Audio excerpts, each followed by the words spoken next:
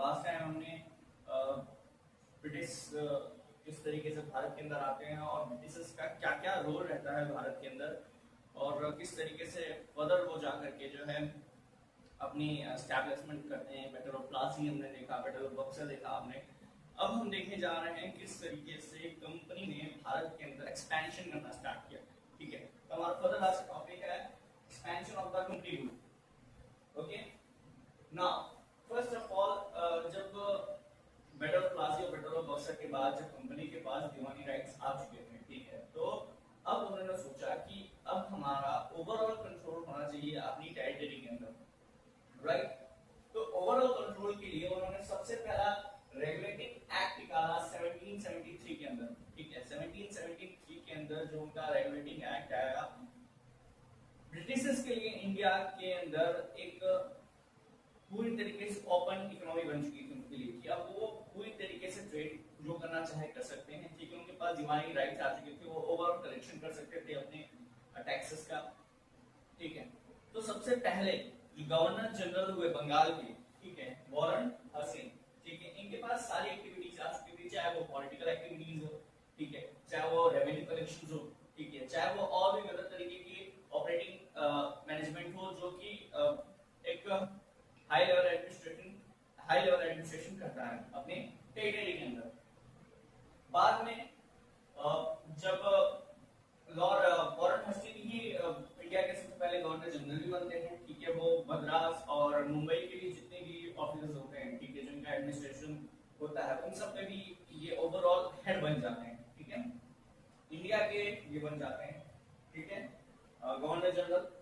फिर हम बात करते हैं लॉर्ड कार्निवल्स की। ठीक है, लॉर्ड कार्निवल्स ने भी थर्ड मैसूर वॉर लड़ा। ठीक है, अब इन्होंने क्या किया था कि आप समझें कि मराठास का जो वॉर रहा हमेशा में, ठीक है, अब मराठास का वॉर जब भी आप देखेंगे तो आप देखेंगे कि इनका मोस्ट ऑफ जो दुश्मनी रही है मुगलों के साथ रही है। ठीक है, तो इस चीज को फायदा उठाया ब्रिटिश गवर्नमेंट ने। ठीक है, ब्रिटिश गवर्नमेंट को लगा कि मुगल्स की दुश्मनी हमेशा मराठास के साथ रही है, क्यों ना मराठास के साथ मिलकर, ठीक है, मैसूर को कब्जा किया जाए। टीपू सुल्तान का हमला किया है। ठीक है, देन आता है थर्ड मैसूर वॉर। इससे पहले भी टीपू सुल्तान के पिताजी जो थे, ठीक है, उनके साथ भी फर्स्ट और सेकंड मैसूर वॉर हो चुकी थी, जिसमें वो जीते थे एक में और एक में फिर से वो हार गए थे। ठीक है, तो लॉर्ड कार्निवल्स, ठीक है,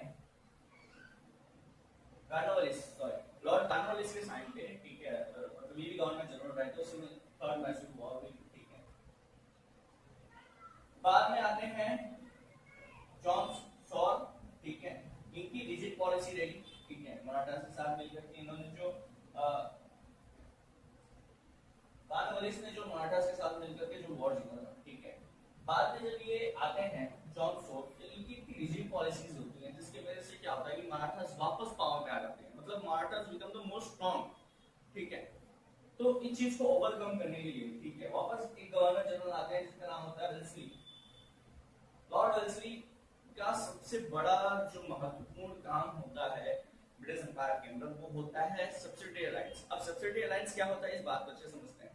सब्सिडी अलायंस मतलब ये होता है कि हम एज ए वन स्टेट, हम दूसरे स्टेट के साथ जो है समझौता करते हैं। ठीक है, कि हम मिलजुल के काम करते हैं। ठीक है, अब सब्सिडी अलायंस ब्रिटिश के टाइम पे क्या रही कि सब्सिडी अलायंस ब्रिटिश के टाइम पे कुछ इस तरीके से काम करती थी कि जो ब्रिटिशर्स थे, ठीक है, वो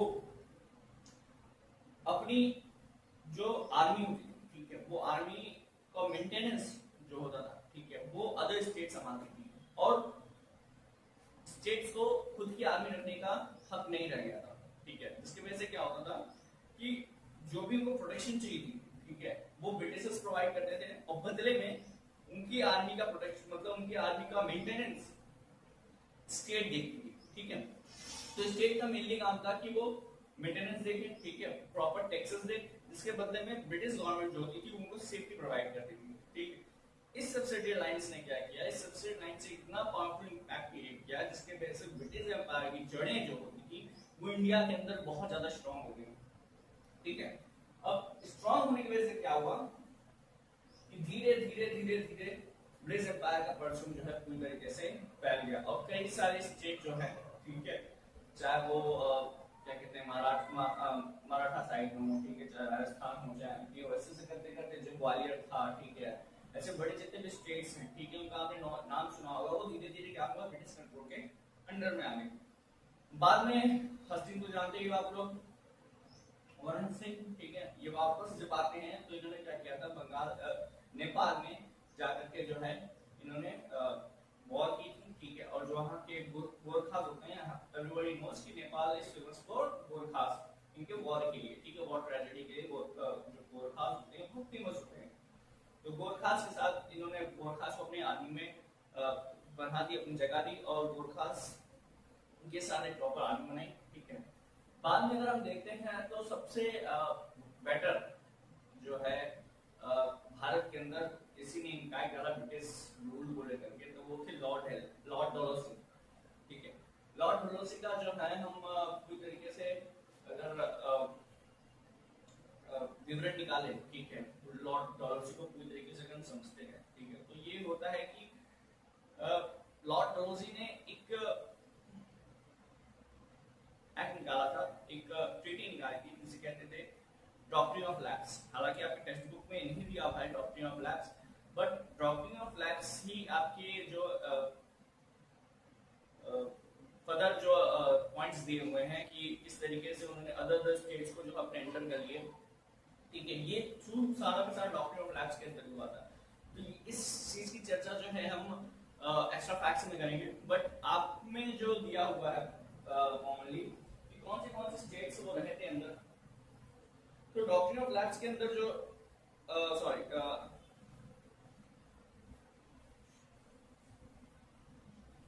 जो डलहौसी पॉलिसीज के अंदर जो चीजें आई थी, ठीक है,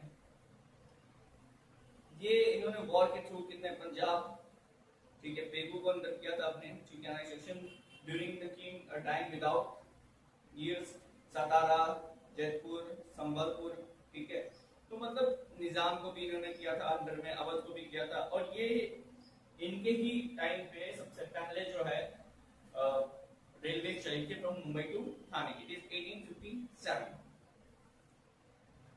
1853 के अंदर सबसे पहले जो है मुंबई टू थाने जो है इनके ही टाइम पे चली थी। और एक और चीज में नहीं दी हुई है, वो है कि सती प्रथा भी मेनली जो डाउन की गई थी वो लॉर्ड डलहौसी के टाइम पे ही थी। हम एक्स्ट्रा फैक्ट्स में इसको कवर अप करेंगे, ओके। नाउ हम बात करते हैं economical impact of the companies की, ठीक है। तो सबको जानता है कि लगभग ब्रिटिशर्स ने 1757 से, ठीक है, अगर हम 1857 तक का पूरा एक माइंड सर्कुलेशन निकालें तो हम देखते हैं कि लंबा समय, लगभग 100 साल, ठीक है, उन्होंने भारत को लूटा, ठीक है। ओवरऑल तो देखें तो 200 साल लगभग तो ब्रिटिशर्स ने इंडिया में राज किया, ठीक है, और मैक्सिमम ड्रेनेज ऑफ वेल्थ कहते हैं वो ब्रिटिशर्स के टाइम पे ही हुआ इंडिया के अंदर, ठीक है। इंडिया जहां कुछ पिछले सालों में, मतलब पिछले दशकों में प्रॉस्परस के नाम पे जाना जाता था, एक वेल्थी कंट्री के नाम पे जाना जाता था, वो अब सिर्फ ब्रिटेन के लिए गुड्स प्रोड्यूस करने वाली एक फैक्ट्री बन के रह चुकी थी, ठीक है, जिसकी वजह से भारत में काफी बड़े पैमाने पे वेल्थ ऑफ ड्रेन हुआ था, ठीक है। तो इकोनॉमिकल इंपैक्ट इन कंपनीज पढ़ लेते हैं कि when we evolute 100 years of company rule India, we realized that India, we had immense positions in the world in the previous centuries, become the merely a country that produce raw material for England, ठीक है। जैसा कि मैंने आपको बताया कि अब हम सिर्फ जो है इंग्लैंड के लिए रॉ मटेरियल प्रोड्यूस करने वाली कंपनी बन चुके हैं, ठीक है, एक जगह बन चुके थे जहां हमें पूरी तरीके से हमारे एग्रीकल्चर का इस्तेमाल किया जाता, ठीक है। अब इकोनॉमिकल इंपैक्ट ऐसा हुआ कि ड्यूअल पावर पॉलिसी जो थी, दुमुखी शासन क्या था, दुमुखी शासन का ओवरऑल वैल्यूज ये समझें कि जितने भी बेटर काम थे, मतलब कि पैसा कलेक्ट करना, एग्रीकल्चर को कंट्रोल करना, ठीक है, रेवेन्यू कलेक्शन करना, रेवेन्यू पे कंट्रोल रखना, ठीक है, ये सारा का सारा मतलब जो ट्रेन करने वाला काम था, लूटने वाला काम था, तो ब्रिटिश के हाथ में था, ठीक है। तो ये एक एडमिनिस्ट्रेशन हो गया। अब ना दूसरा एडमिनिस्ट्रेशन की बात करें, दो मुख्य शासन, तो जो एक एडमिनिस्ट्रेशन था वो तो ब्रिटिश संभाल रही थी, लूटने वाला। दूसरा जो एडमिनिस्ट्रेशन था जो कि उस समय के राजा लोग संभाल रहे थे, जैसे कि नवाब वगैरह जो थे। इनका काम क्या था? इनका काम था वेलफेयर ऑफ बीइंग करना, मतलब कि बस लोगों का वेलफेयर देखना कि भैया इनको रोटी कमा मकान मिल रहा है कि नहीं मिल रहा है, ठीक है, हो रहा है कि नहीं हो रहा। और ये भी सब पैसा वगैरह जो था ठीक के लेने देने का काम ये भी ब्रिटिश का था। इसके वजह से जो कि हालत हुई है इंडियंस की बहुत बुरी हुई थी। अगर आप पुरानी फिल्में देखें जो ब्रिटिशर्स के ऊपर बनाई गई हैं, वो आप देखेंगे किस तरीके से इनका स्टैंडर्ड डिफरेंट रहता था, ठीक है। इंडियंस के साथ बहुत भेदभाव करते थे, ठीक है, और इकोनॉमी के एक्सपेक्ट से भी इनका कोई भी बेटर जजमेंट नहीं था हमारे लिए, ठीक है। बहुत ज्यादा अनफेयर थे, ठीक है, अनएम्प्लॉयमेंट और ये सब देखना जो है, गरीबों की देखभाल करना सब वहाँ के नवाबों का या वहाँ के राजाओं का काम होता, ठीक है। The company did force the weavers of Bengal to sign contract for providing definitely qualities of clothes in the short period, ठीक है। अब जैसे कि वो कॉन्ट्रैक्ट वगैरह बनवाते थे, ठीक है, जहाँ पे उनको शॉर्ट टाइम पे, ठीक है, एक कम समय में जल्दी से जल्दी और ज्यादा से ज्यादा जो है अमाउंट में उनको काम करके देना होता था, ठीक है, जिसके वजह से बेचारे बहुत ही कम लागत में अपनी 100% मेहनत देते थे और बाद में एंड उनको जो है पेट भरने के लिए सिर्फ रोटियां नहीं मिलती थी, कई लोगों की नसीब नहीं थी। ब्रिटिश गवर्नमेंट ने इतना बुरा हाल कर रखा था, ठीक है। Now social impact of the company growth. अगर सोशल इम्पैक्ट की बात करें तो जिस समाज के अंदर, ठीक है, आप एक हर एक कोई इंडियन जो है एक मामूली सा इंसान बन कर जाता है, जिसकी अपनी खुद की कल्चरल वैल्यू नहीं रह जाती, अपनी खुद की जो है इकोनॉमिकल वैल्यू सब्सिडी नहीं रह जाती, ठीक है, उस समाज का विकल्प कैसे किया जाए, उस समाज को समझा कैसे जाएगा, ठीक है। तो अब देखते हैं सोशल इम्पैक्ट क्या पड़ा कंपनी का। During the British administration the spread of freedom of speech and through development among the people due to the development of newspaper in India society, certain wrong social customs, rituals and rites and rituals were prevalent during this time, likely sati system, female infanticides, child marriage, etc. Raja Ram Mohan Roy, जैसा कि मैंने आप लोगों को बताया कि सती प्रथा वगैरह जो है इनके टाइम पे ही बंद की गई थी, लॉर्ड ऑफ के टाइम पे, ठीक है। अब अगर हम सती प्रथा या फिर मुगल प्रथा या फिर इन सब जो बड़ी प्रथाएं हैं, इनके वजह से बहुत सारी जो है फीमेल्स को लेकर के क्या चार सहने पड़ी, जिसे मैं कह सकता हूँ। तो आप देखो इसका भी एक अलग ही जो है पर्सपेक्ट है, ठीक है, एक अलग ही व्यू है, क्योंकि हम एंशिएंट टाइम से बात करें तो एंशिएंट टाइम में ऐसी कोई भी प्रथाएं नहीं थी जहाँ पे सती प्रथा हुई, ठीक है, चाइल्ड मैरिज हुई, ये सब चीजें ज्यादा जो है नहीं देखी जाती थी एंशिएंट टाइम में। ये सारी प्रथाएं डेवलप हुई मिडिवल टाइम में और एलिमिनेट हुई, ठीक है, एलिमिनेट हुई ब्रिटिश गवर्नमेंट के थ्रू, ठीक है। हालांकि सही है ब्रिटिशर्स ने तकलीफ तो बहुत दी, मगर कुछ चीजों में इन्होंने बहुत सपोर्ट भी किया, जैसे कि राजा राम मोहन रॉय जब ये सती प्रथा बैन करने की बात कर रहे थे तो उस समय लॉर्ड डलहौजी ने इनकी हेल्प की थी टू बैन द सती प्रथा, ठीक है। उस समय जो लॉर्ड विलियम बेंटिक थे, ठीक है, उनका भी बहुत अच्छा व्यू था कि हमें जो है ये सारी प्रथाएं बंद करनी चाहिए। वो काफी लिबरल वो थे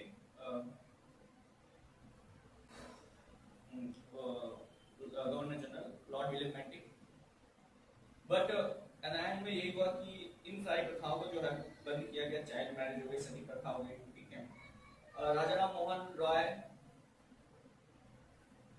विक्रम मेहता, ठीक है, बहरम जी, ठीक है, बालबरी etcetera, they were the taught whose rule was instruments in getting the law passed with the help of Britishers. Okay, as the administration framework in India was legalized, there was a demand for people with knowledge of English. English education became to the important. सीधी बात है, ठीक है। Lord मैकवेले, ठीक है, Lord मैकवेले के बारे में हर कोई जानता होगा। लॉर्ड मैकवेले वही थे जिन्होंने इंडियन एजुकेशन को फर्स्ट टाइम इस्टेब्लिश किया, ठीक है, और उन्होंने एस्टैब्लिशमेंट भी इस तरीके से किया कि इंडिया के एजुकेशन सिस्टम को इस तरीके से रखा जिसकी वजह से कि इंडिया के अंदर केवल और केवल जो हम पीढ़ी बनाएंगे वो सिर्फ स्लेव होंगी, ठीक है। उनके एजुकेशन सिस्टम को ऐसे ही बनाया कि वो केवल बेटर इंग्लिश बोलना सीख पाए, ठीक ठीक है, बेटर इंग्लिश समझना सीख सकें, ताकि वो इंग्लिश एडमिनिस्ट्रेशन के लिए, ठीक है, मतलब ब्रिटेन एडमिनिस्ट्रेशन के लिए प्रॉपर तरीके से काम कर सकें, ठीक है। तो वो कौन थे? Lord Macmillan. लॉर्ड मैकमिलन ने पूरे के पूरे इंडियन एजुकेशन सिस्टम को चेंज कर दिया, ये सारे गुरुकुल्स बंद कर दिए, ठीक है, और एक इंडियन एजुकेशन सिस्टम को इंट्रोड्यूस किया जहां पे केवल इंग्लिश पढ़ना लिखना अनिवार्य था, ताकि वो ब्रिटिश गवर्नमेंट के लिए अच्छे अच्छे स्लेव पैदा कर सके, ठीक है, अच्छे अच्छे स्लेव्स बना सके जो आगे जाके ब्रिटिश गवर्नमेंट को हेल्प कर सके। क्यों? क्योंकि जो भी उनका एडमिनिस्ट्रेशन होता था, ठीक है, ब्रिटिशर्स का, वो सारा इंग्लिश में होता था, ठीक है, और जब भी वो किसी मतलब ब्रिटेन के बंदे को लेके आते थे अपने आप काम करने के लिए, तो ऑब्वियसली सीधी बात है उनके लिए महंगा पड़ेगा और उसके काफी सारे खर्चे होंगे, ये होंगे वो होंगे, दुनिया भर के पर्स देने पड़ेंगे उसको। तो ब्रिटिशर्स ने सोचा क्यों ना हम ये सारी सस्ती चीजें जो है यहीं भी उगा दिए, मतलब उगा दिया जाए, मतलब है कि यहीं प्रोड्यूस की जाए, यहाँ के लोगों को इंग्लिश सिखा करके, ठीक है। तो जब वो, इसलिए हमेशा हमारे यहाँ देखा गया है कि जो लोग इंग्लिश बोलते हैं उनको थोड़ा सा बेटर निगाह से देखा जाता है, क्यों? क्योंकि वो इंग्लिश जो ब्रिटेन के ब्रिटिश गवर्नमेंट के साथ काम करने लग जाता है, ठीक है, वो सरकारी कहा जाता था, इसलिए हमारे यहाँ सरकारी जॉब का भी काम आपको रहेगा। बट अपार्ट फ्रॉम दिस, जो कि एडमिनिस्ट्रेटिव लेवल था, उन सबको संभालने के लिए, उन सबको मैनेज करने के लिए मैकमिलन ने जो है इस चीज का इंट्रोडक्शन किया था, जिसकी वजह से पूरा का पूरा सिस्टम चेंज हो गया, ठीक है। The whole class of peoples where knowledge of English developed because of English education. With the passage of time, the group made demands for social reforms and gave movement for the process of reforms. Eventually आप देखो ना, भगत सिंह को अच्छी से English आती थी, ठीक है, सुखदेव जी को अच्छी से इंग्लिश आती थी, ठीक है, एंड सभी जितने भी बड़े बड़े क्रांतिकारी थे, इन सबके लिए ना इंग्लिश कितनी परफेक्ट हुआ करती थी, ठीक है, क्योंकि लोहे को काटना है तो लोहा इस्तेमाल करना पड़ेगा, काइंड ऑफ थिंग हो सकता है। चलिए कंक्लूजन की बात करते हैं। Thus, the East India Company come to India being allured by the prosperity of trade opportunity. The company rule in India perceives certain goods and that result in the political, economical and social culture fields. The company adopted the policy of making England prosperous at the cost of India, and the reforms they made in the administration for their own interest indirectly provided to the beneficiary for India. So यहाँ पे हम अपने chapter को over करते हैं और overall ये समझते हैं कि कंक्लूजन के अंदर दिया गया है, ठीक है, चाहे वो पॉलिटिकल ड्रेनेज हो, ठीक है, ट्रेन हो, सॉरी ड्रेनेज नहीं, ड्रेनेज से मतलब तो बेटर होता है। तो जहाँ तक हम बात करें इकोनॉमी की, प्रॉस्पेरस की, तो एक चीज समझ में आता है कि भारत के अंदर, ठीक है, जितनी भी लूट, ठीक है, एक क्यों? क्योंकि वो इंग्लैंड को पावरफुल बना सकते हैं। इंग्लैंड को पावरफुल बनाने के लिए सारी की सारी उनकी योजनाएं जो थी वो लग गई, ठीक है, वहाँ पे लोग लग गए, वहाँ के सिस्टम को लग गया, और ये सब कुछ हो पाया क्योंकि इंडिया कभी भी यूनाइटेड नहीं था। हम हमेशा सेंटिमेंट्स में बटे रहे, हमेशा रिलीजन्स को डिवाइड करके रहते रहे, जिसकी वजह से हर कोई जो बाहर का था वो आकर के हम पे हमला करता था और जीत जाता था और हम पे रूल करने लग जाता था, ठीक है। ये केवल ब्रिटिशर्स के नहीं, उससे पहले की भी काफी सारी चीजें हैं जो धीरे धीरे भारत आई और फिर उसके बाद फिर भारत में को राजा बन करके उन्होंने भारत को पूरी तरीके से लूटा। तो कंक्लूजन में यही रहा, ठीक है। नेक्स्ट लेक्चर जो है हम लोग एसएस का फिर स्टार्ट करेंगे। Be alert.